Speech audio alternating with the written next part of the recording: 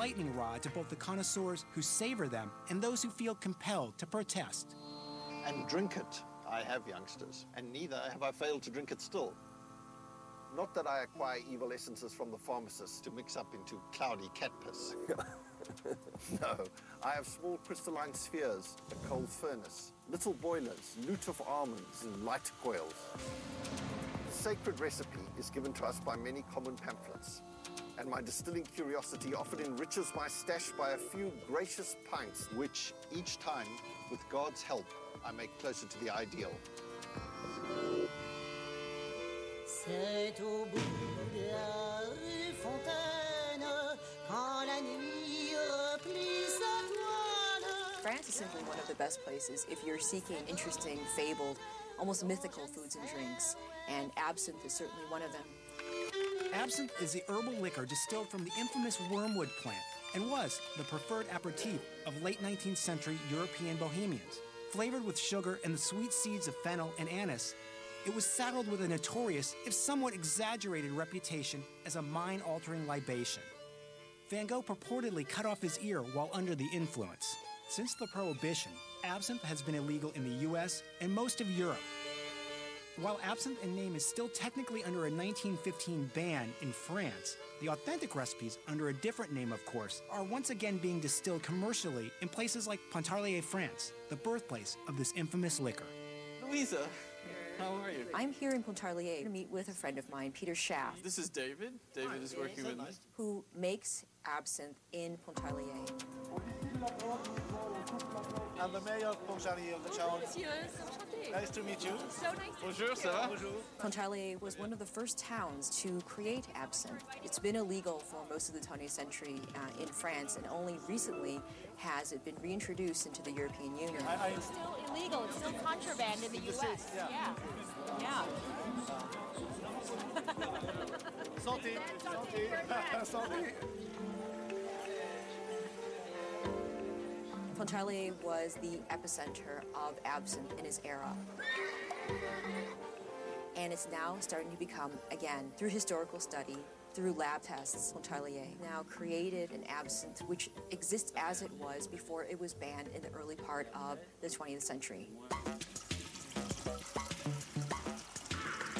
It started off as a medicine, a fever preventative and water disinfectant to the French army in Algeria in the 1830s and 40s, and they developed a taste for it. They brought it back to Paris, and then they would serve the absinthe in the way tea is being served in Algeria, which was very high pours with the water in order to let the aromas develop in the glass. This created attention. Anyone who saw an absinthe being poured like this became curious about it. Yeah, these are definitely bonus doses right here. That's known as make mine a double. Yes. The bourgeoisie would see their heroes drinking absinthe and they wanted to copy this. And it became, by 1860, extraordinarily popular. This is what is considered to be the absinthe ritual. You dose the absinthe in the glass, you put the spoon on it, then put the sugar cube, and then you slowly drip water through the sugar cube and the absinthe. I don't want to be strange or mystical, but it really looks like there's something alive in there. I mean, the green fairy originated from the absinthe actually being green, and then when water is actually added to it, it starts to create this cloud like smoky swirls, and this was said to be the green fairy escaping. Developed the louche. and a louche means? The louche is the change from clear to opalescent. Okay. What's happening sort of technically is the essential oils of all the various herbs are coming out of solution and turning into like little globules. Paraphernalia and the ritual, I mean, all of that just seems to add to the drug-like mystique of absinthe. Absinthe was banned in France by 1915, and this was by military order. Santé. Santé. There were lots of problems reported with indiscipline and mutiny in the French army, which were blamed on drunkenness. Absinthe was fingered as the fall guy. It's extraordinarily strong, but with that anise and the sweetness, especially from the sugar. And this is what you feel that mentally after effect. The stomach warming, which is very agreeable. I came over to France from Florida, then realized that there were antiques that were involved with it, the glasses, the spoons, and I started collecting the glasses and spoons. Those are stunning. The spoon is, you'll see the date, 1889, manufactured to commemorate the opening or the construction of the Eiffel Tower in 1889. This is a particularly famous one. called the feuille d'absinthe, the absinthe leaf, and essentially it's intertwined absinthe branches. That was the spoon in the movie Dracula. Yes, sir. Oh, really? Yeah. This particularly rare spoon like that would cost a collector between $3,000 and $5,000. Stunning. Back in Pontarlier, Louisa learns firsthand just how absinthe gets its distinct color. Well, this is a new field that we've just planted this year. This is really at the height of when it should be harvested. It's the flowering tops of the absinthe that is used. What we would do is we would strip the absinthe off like this first. So that's what would, a dried version of that is what's in the store. Can I taste it? You can taste You it. can taste it. It's just gonna, yeah, it's just gonna taste a bit bitter and. Oh, yeah. That bitterness comes out. It's bitterness with a twist. Oh, and the bitter swallow.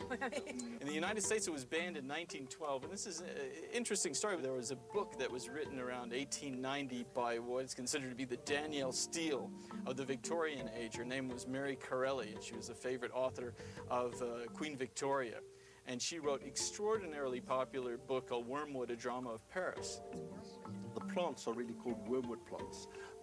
And then the drink is called absinthe. In French, it's the same word. So no, the plant is absinthe and the drink is absinthe. She created this story about a young man who gets turned on to absinthe by his artsy bohemian friend, and it ruins his wedding, and he ends up murdering someone and ends up going crazy with absinthe. And it was taken literally by those who read it. Pure wormwood oil is a highly toxic substance, and if it's given to laboratory animals like rats or guinea pigs or something, in short, they get very unhappy and die eventually. So, Right. Glujon is a molecule which occurs in absinthe naturally.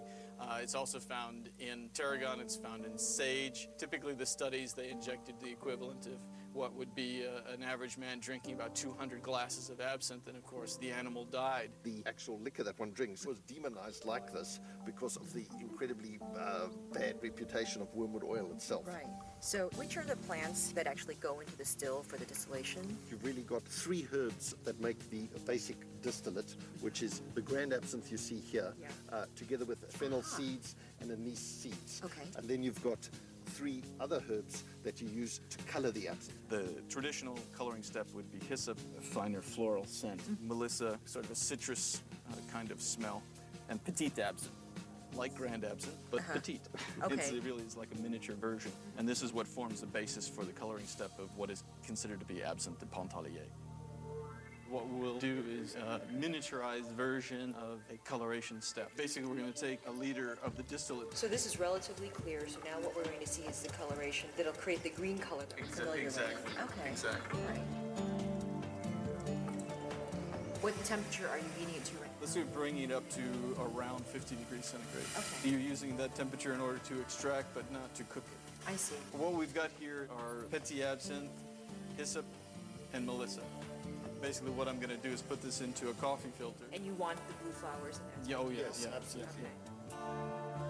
It's quite attractive when it's newly colored.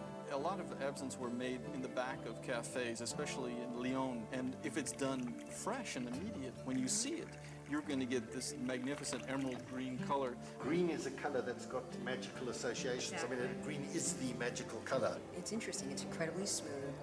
Feels very light. And again, you feel that minty, fresh sensation. And what you're drinking is really a piece of history.